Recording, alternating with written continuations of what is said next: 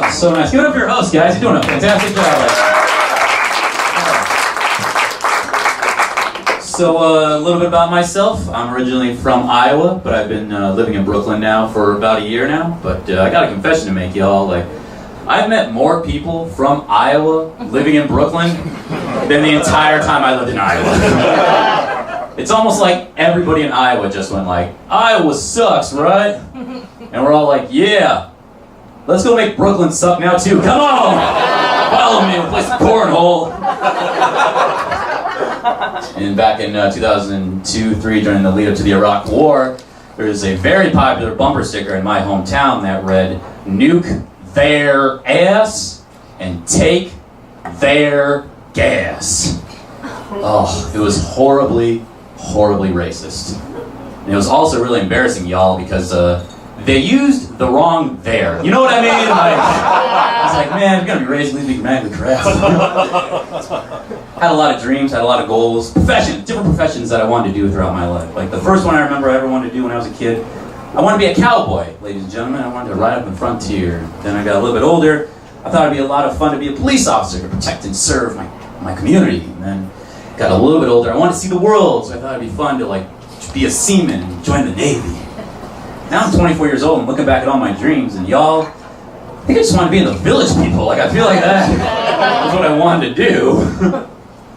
As I've said, I've been living in New York for a year now, and I'm trying to be a stand-up comedian, and when you chase your dreams, you've got to make sacrifices. That's something that you learn along the way, and one of the sacrifices I've had to make is I don't have a bed currently. I have an apartment, but no bed. Just sleep on the ground.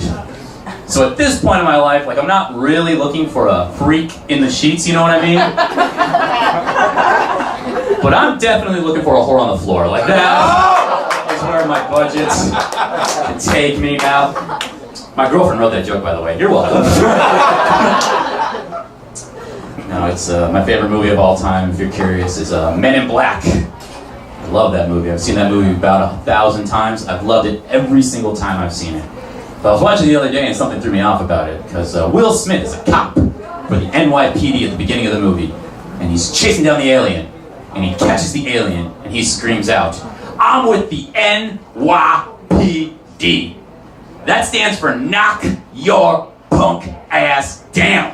You know. I was sitting at home going, is Will Smith aware that knock starts with a K, or is that just me? Like, did that get by, hit the right? Someone's got to tell Will. This ain't how to go. Game night used to be a really big thing in my family. We always used to have game night. One night, we're playing Monopoly, and my parents were really arguing during the game, you know. Who builds hotels on Baltic Avenue and flipping over the poor? Then a month after game night, my parents got a divorce. That was the end of game night. And my parents' marriage, but I was 8, so like game night was more important, you know? So I was talking to my mom, and I'm like, "Mom, did you get a divorce? Did you get a divorce because of game night?" She went, "Gene, relax. We didn't get a divorce because of game nights.